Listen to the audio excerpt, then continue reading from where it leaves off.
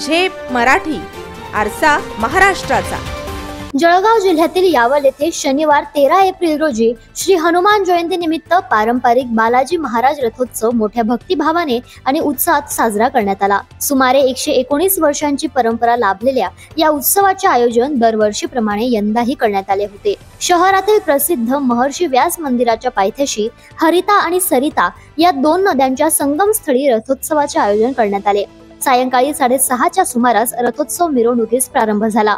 पारंपरिक वेशभूषेत बालगोपाल, महिला, वृद्ध नागरिक आणि विविध वयोगटातील भाविक मोठ्या संख्येने उपस्थित होते। रथ मार्गस्थ होण्यापूर्वी विधिवत पूजा अर्चा व नारळ स्वीकार करून रथाचे पूजन करण्यात आले। यावेळी पूजेचे मानकरी मंदार देशमुख आणि त्यांच्या पत्नी यांनी उपस्थित राहून पूजा केली। रथाचे पूजन आमदार अमोल जावळे यांच्या हस्ते पार पडले। त्यानंतर भाविकांच्या जय श्रीराम आणि बालाजी महाराज की जय या जयघोषात रथाला ओढण्यास सुरुवात झाली।